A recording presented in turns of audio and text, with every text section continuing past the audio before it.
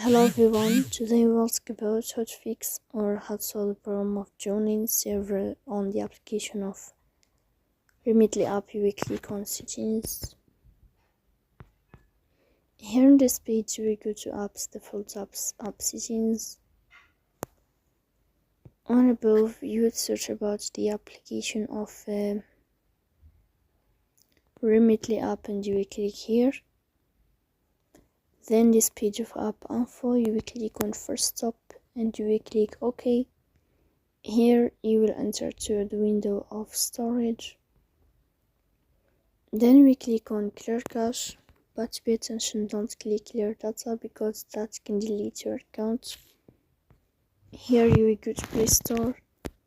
You will search about the application of Remitly app.